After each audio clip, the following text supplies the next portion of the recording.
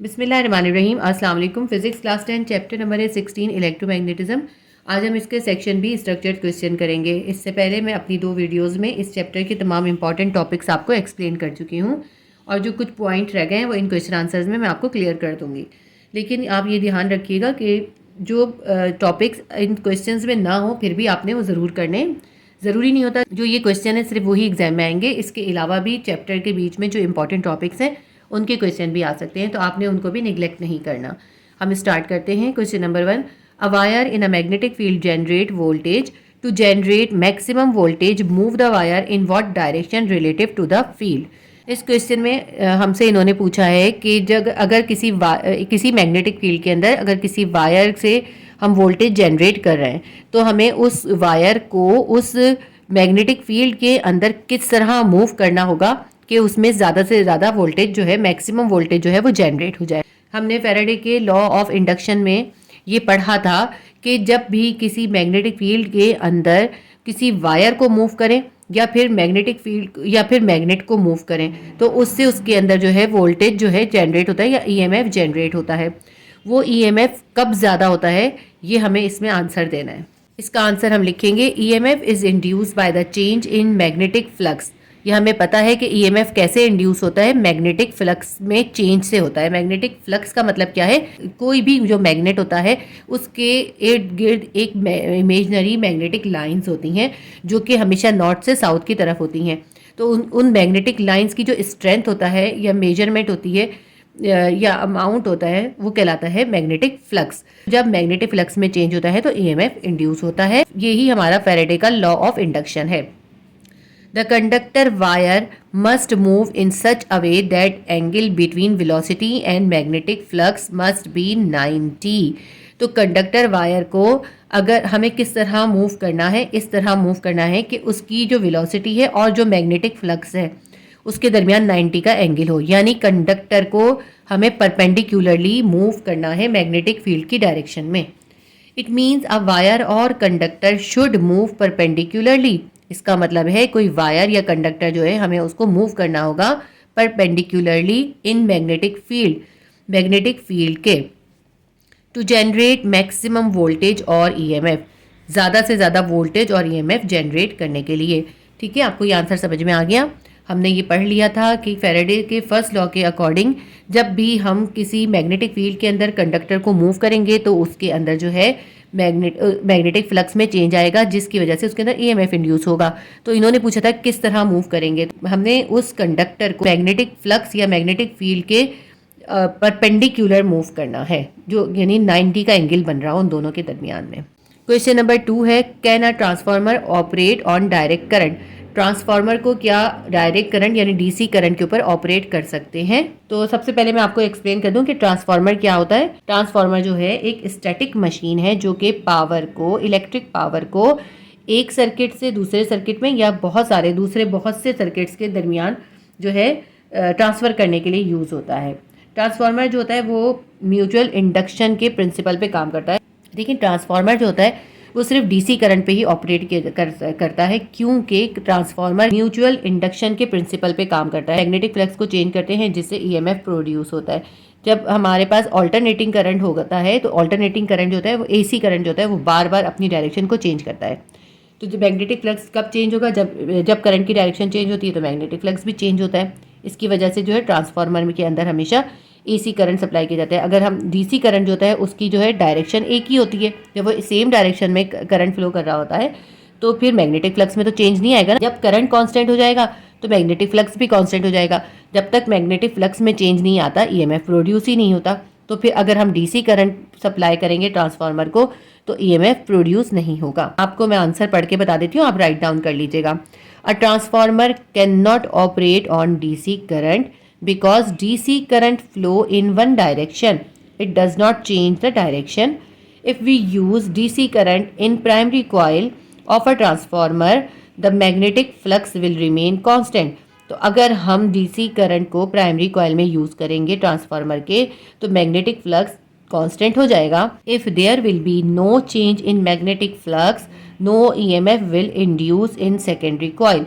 जब magnetic flux में change ही नहीं आएगा, यानी मैग्नेटिक फील्ड की स्ट्रेंथ ही चेंज नहीं होगी, तो ईएमएफ भी इंड्यूस नहीं होगा सेकेंडरी कॉइल में।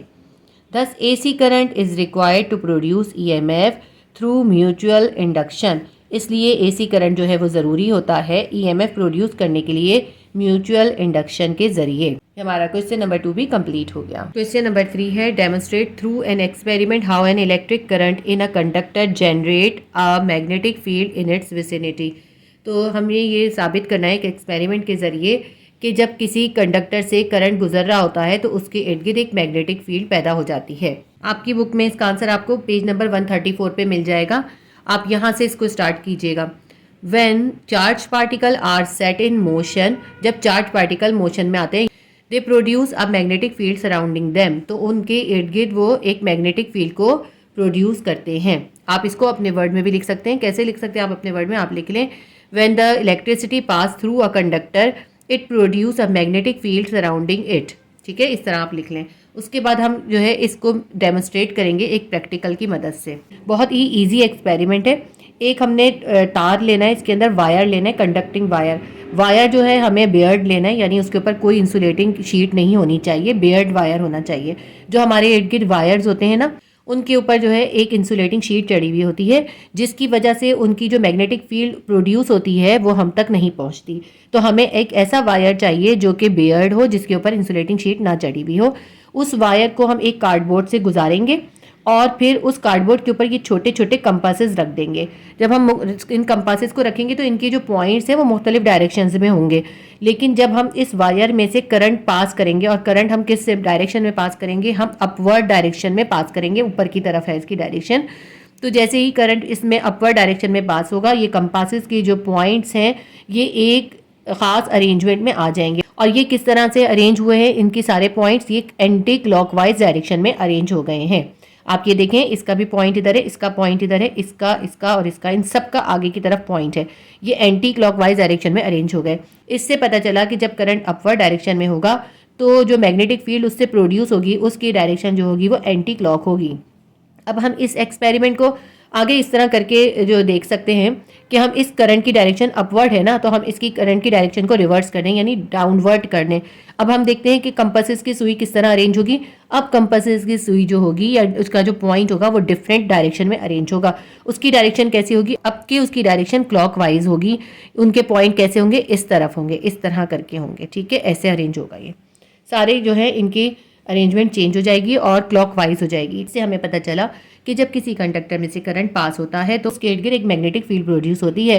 अगर करंट की डायरेक्शन अपवर्ड होती है तो मैग्नेटिक फील्ड एंटी क्लॉक होती है, और करंट की डायरेक्शन अगर डाउनवर्ड होती है तो मैग्नेटिक फील्ड की डायरेक्शन जो होती है वो क्लॉकवाइज होती है। बुक में रीड कर देती हूँ और मार्क करा देती हूँ हमने क्या लिखना है। अब यहाँ है यू कैन डेमोन्स्ट्रेट, आप इसको हटा दीजिएगा, यू की जगह लिखें वी। अब हम लिखते हैं we can demonstrate the magnetic field around the current carrying conductor by doing an experiment. हम एक एक्सपेरिमेंट के जरिए किसी भी कंडक्टर के इर्द गिर्द जो मैग्नेटिक फील्ड होती है उसको हम डेमोन्स्ट्रेट कर सकते हैं। Pass a current carrying conductor through a cardboard sheet, एक कार्डबोर्ड शीट से एक करंट कैरिंग कंडक्टर को पास करें। Small compasses should be place near the conductor, इस कंडक्टर के पास जो है छोटे छोटे कंपासेस रख दें। ये यहाँ से फिगर से लेके हाउ तक काट दें। इसके बाद आप लिखें the compasses will point in the direction of the magnetic lines of force. जो कंपासेस की जो पॉइंट है या उनकी सुई जो है वो मैग्नेटिक लाइन ऑफ फोर्स की डायरेक्शन में हो जाएगी। The magnetic field direction around a current carrying conductor can be determined by using Fleming right hand rule for conductor. और हम इस मैग्नेटिक फील्ड की डायरेक्शन जो है फ्लेमिंग राइट हैंड रूल के जरिए मालूम कर सकते हैं। फ्लेमिंग राइट हैंड रूल ये था, अगर ये एक वायर है और इसमें करंट जो है इस तरह अपवर्ड डायरेक्शन में जा रहा है तो हम इसको ऐसे पकड़ेंगे अपने राइट हैंड में और थंब को रखेंगे करंट की डायरेक्शन में। अब अगर ये अपवर्ड में जा रहा है तो हमारा थंब भी अपवर्ड होगा। तो इसमें जो हमारी जो फिंगर्स की डायरेक्शन होगी ये बताएगी कि हमारे जो कंडक्टर है इसके अंदर मैग्नेटिक फील्ड की डायरेक्शन क्या है। देखिए हमारा थंब बता रहा है कि अपवर्ड है करंट, तो मैग्नेटिक फील्ड की डायरेक्शन आपको दिखाई दे रही है। मैग्नेटिक फील्ड की डायरेक्शन है हमारी एंटी क्लॉक। बस हम यहाँ तक ही इसका लिखेंगे फोर्स तक। ठीक है, यहाँ तक फोर्स तक लिखेंगे और इसकी डायग्राम भी बनाएंगे। ये हमारा आंसर यहाँ पे कंप्लीट हो गया। क्वेश्चन नंबर 4 है explain how force work on a current carrying conductor that is perpendicular to the magnetic field. Question में हमसे कहते हैं कि एक करंट कैरिंग कंडक्टर को जो मैग्नेटिक फील्ड के अंदर परपेंडिकुलर रख दें तो उस पर जो फोर्स एक्ट करेगी हमने वो एक्सप्लेन करनी है। इसका आंसर आपकी बुक में पेज नंबर 138 से हम लिखेंगे। पहले मैं आपको थोड़ा एक्सप्लेन कर देती हूँ, फिर मैं आपको मार्क करा दूंगी।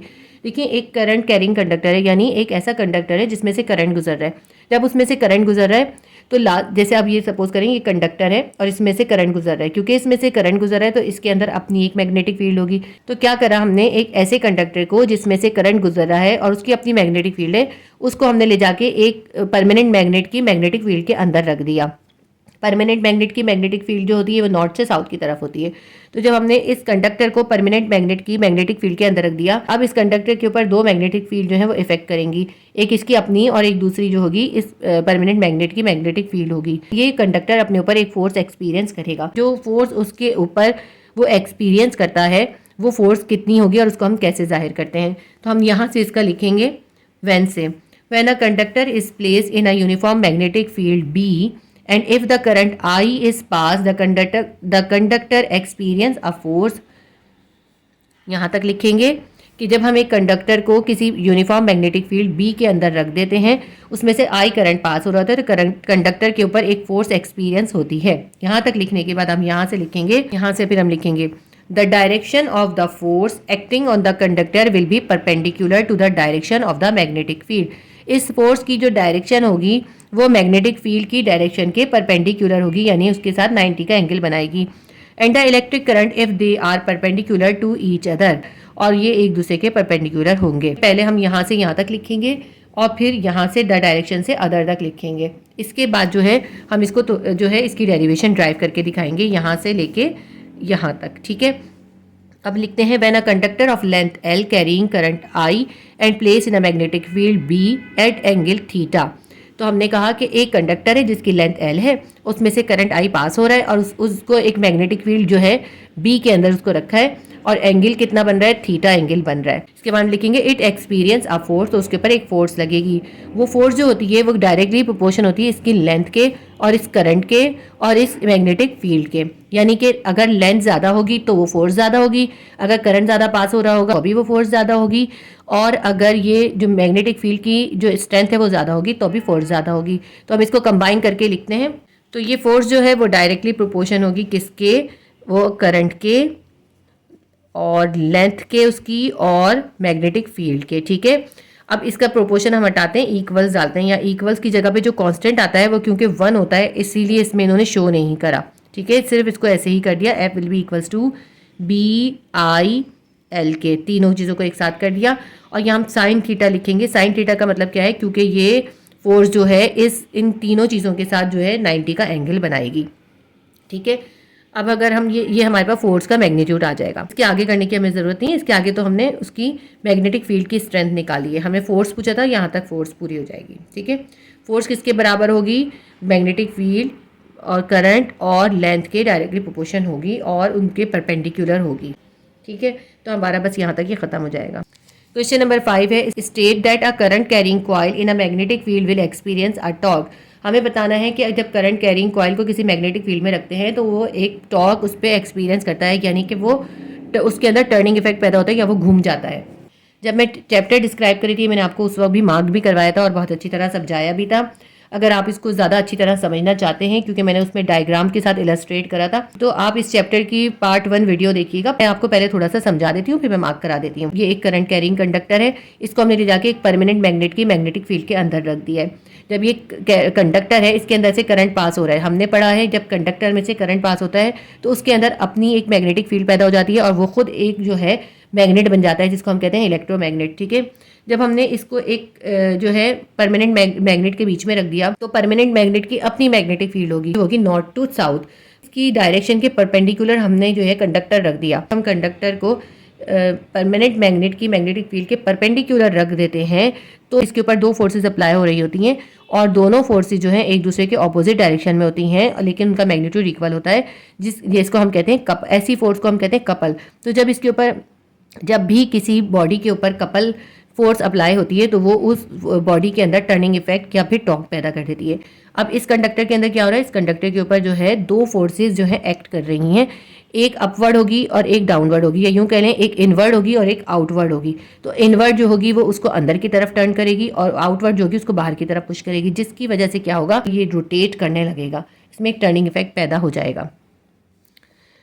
तो मैं आपको मार्क कराती हूँ कहाँ से लिखेंगे। तो ये वाला पैराग्राफ आपने लिखना है यहाँ से यहाँ तक, लेकिन अगर आप चाहें तो ये जो ऊपर वाला पैराग्राफ है इसको और इसको मिला के थोड़ा सा बैलेंस करके बनाकर लिख सकते हैं। मैं फिर आपको पढ़ के बताती हूँ किस तरह से लिखें। When an electric current is pass through a coil placed in a magnetic field with its plane parallel to the field, यहाँ तक लिखेंगे, ठीक है। उसके बाद आप यहाँ से लिखें equal and opposite parallel forces act respectively on the sides of the coil beside the poles of the permanent magnet. Coil के जो साइड्स परमानेंट मैग्नेट के साथ होंगे उन साइड्स के ऊपर दो फोर्सेस एक्ट करेंगी जो पैरेलल भी होंगी और जो है ऑपोजिट डायरेक्शन में होंगी। This pair of forces produce a turning effect to rotate the coil.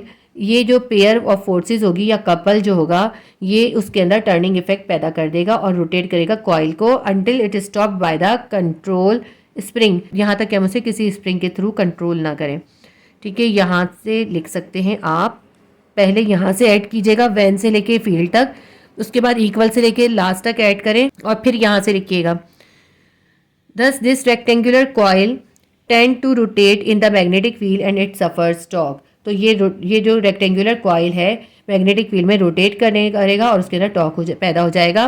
This torque is equals to BIAN cos alpha. यहाँ पे जो है B जो है मैग्नेटिक फील्ड है परमानेंट मैग्नेट की, I करंट है, A एरिया है और N है नंबर ऑफ कॉइल। जो ये जो हमने कॉइल है ना ये सिंगल वायर नहीं होता, ये बहुत सारे वायर्स बारीक बारीक से होते हैं जिनको ज्वाइन करा हुआ होता है, उससे एक कॉइल बनाया हुआ होता है, या लूप बनाते हैं या कॉइल बनाते हैं। और कॉस अल्फा जो है इनका एंगल होगा आपस में। तो यहाँ तक आप इस तरह इसको थोड़ा सा अरेंज करके आप कर लीजिएगा।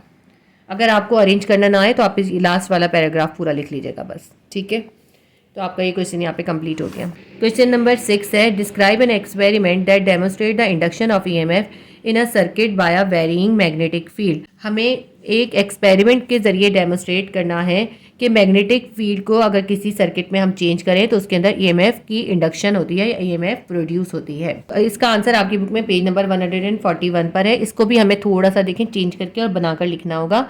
असल में जो है ये इसमें हमें फेराडे का लॉ ऑफ इंडक्शन डेमोन्स्ट्रेट करना है। जो मैंने आपको अब डायग्राम से समझाया था उसी डायग्राम को आप बना लीजिएगा, ये वाली डायग्राम, ठीक है। ये इस डायग्राम के साथ इसको डेमोन्स्ट्रेट कीजिएगा, बहुत आसानी से डेमोन्स्ट्रेट हो जाएगा।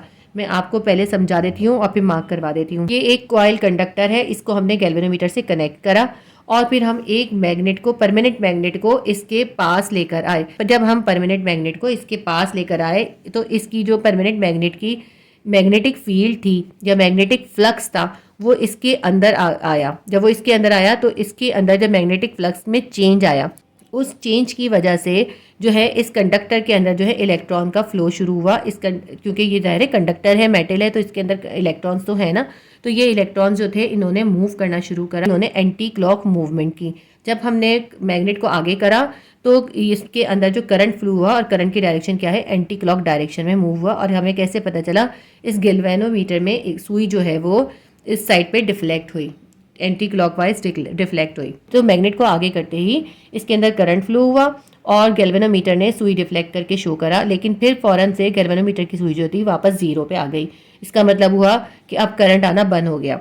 जब हमने मैग्नेट को यहीं रोक दिया, ऐसे ही रखा, तो फिर जो है करंट गैल्वेनोमीटर में जो है सुई डिफ्लेक्ट नहीं हुई और पता चला इसके अंदर कोई करंट नहीं आ रहा। फिर हमने क्या करा, इस मैग्नेट को उठा के थोड़ा सा दूर ले गए। देखिए हमने मैग्नेट को यहाँ पे दूर ले गए, ये मैंने एरो से दिखाया है कि हम मैग्नेट को पीछे लेके गए, बैकवर्ड डायरेक्शन में ले गए। पहले हम फॉरवर्ड लाए थे, अब हम बैकवर्ड ले गए इस कॉइल से।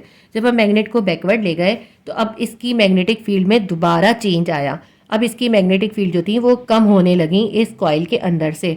तो जैसे ही हमने इसको बैक साइड पे मूव करा, गैल्वेनोमीटर की सुई दोबारा डिफ्लेक्ट हुई और वो जीरो से जो है इस ऑपोजिट डायरेक्शन में आ गई और फिर फौरन ही वापस जीरो पे आ गई। जब हमने मैग्नेट को स्टेशनरी कंडीशन में यहाँ पर ही रख दिया तो फिर जो गैल्वेनोमीटर की सुई थी वो वापस जीरो पे आ गई। तो इससे ये पता चला कि जब हमने मैग्नेट आगे किया था तब भी फौरी तौर पे करंट प्रोड्यूस हुआ और जब मैग्नेट को रख दिया तो करंट प्रोड्यूस होना ख़त्म हो गया। जब हमने मैग्नेट को पीछे किया तब भी करंट फ्लो हुआ, लेकिन जब हमने मैग्नेट को स्टेशनरी कंडीशन में रख दिया तो फिर करंट फ्लो होना बंद हो गया।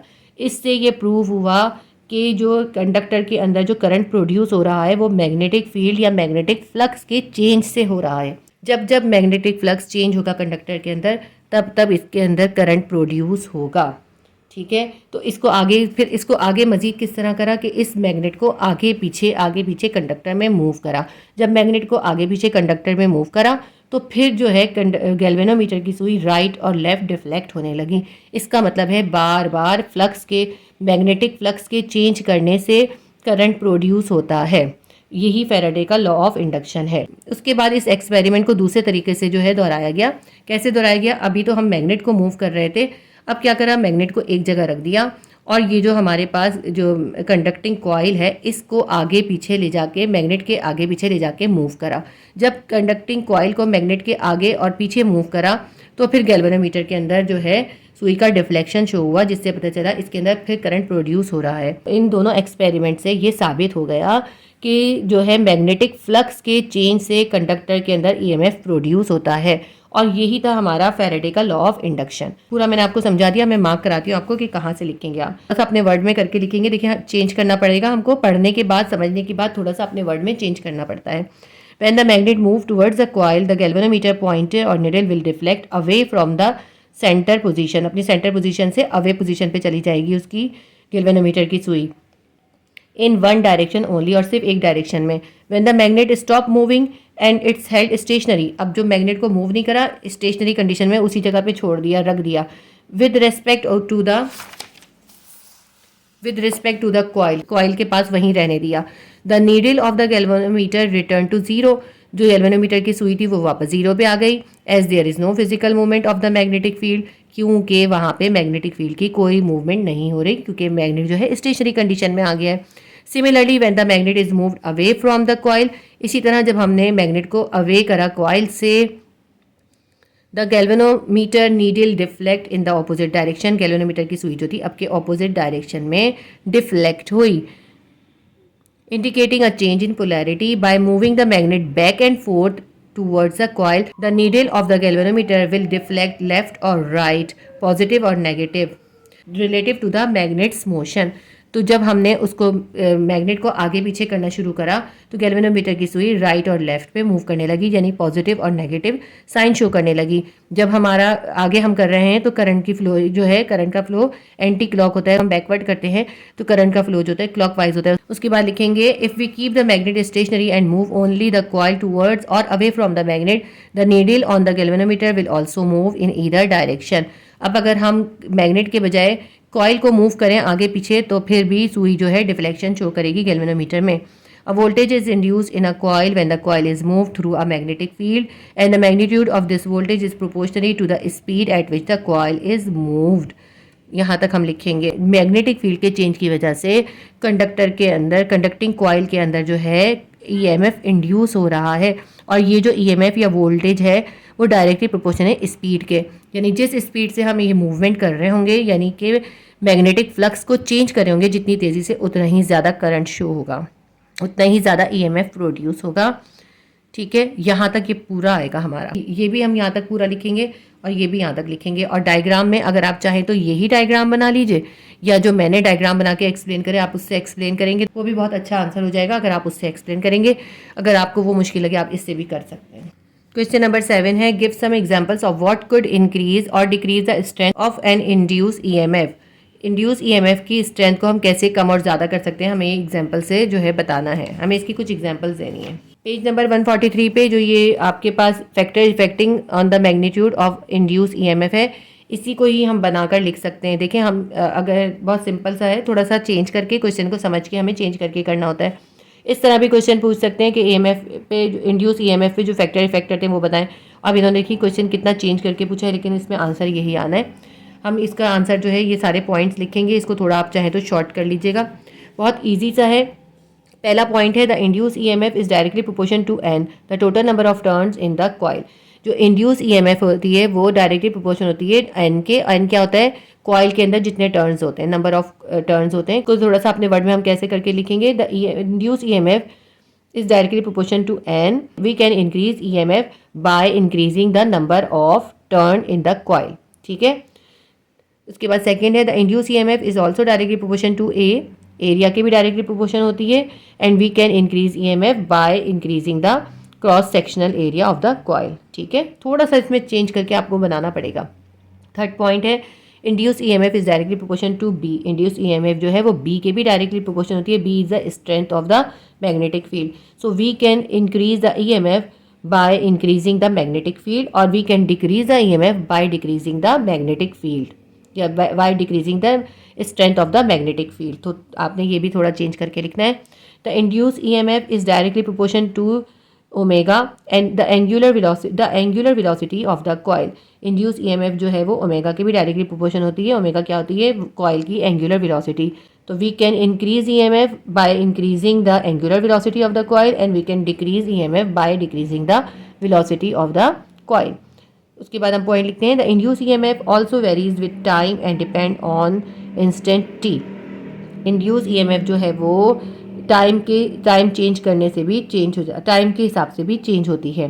The induce EMF is maximum when the plane of the coil is parallel to the magnetic field B. तो इंड्यूस ईएमएफ जो है वो ज़्यादा से ज़्यादा होती है जब हम कॉइल को जो है मैग्नेटिक फील्ड में पैरेलल लगाएं। And EMF is zero when the plane of the coil is perpendicular to the magnetic field. अगर हम मैग्नेटिक फील्ड के अंदर कॉइल को परपेंडिकुलर लगा देंगे तो मैग्नेटिक फील्ड तो जो है उसके अंदर ईएमएफ जीरो होगी, यानी ईएमएफ प्रोड्यूस ही नहीं होगी। ठीक है, ये आपका क्वेश्चन नंबर 7 भी यहाँ पे कंप्लीट हो गया। 7 क्वेश्चन हमारे कंप्लीट हो गए। बाकी के 7 क्वेश्चन मैं इंशाल्लाह ताला नेक्स्ट वीडियो में अपलोड कर दूंगी। उम्मीद करती हूँ आपके लिए हेल्पफुल रहा होगा। Please do like, share and subscribe my channel. अल्लाह हाफिज़।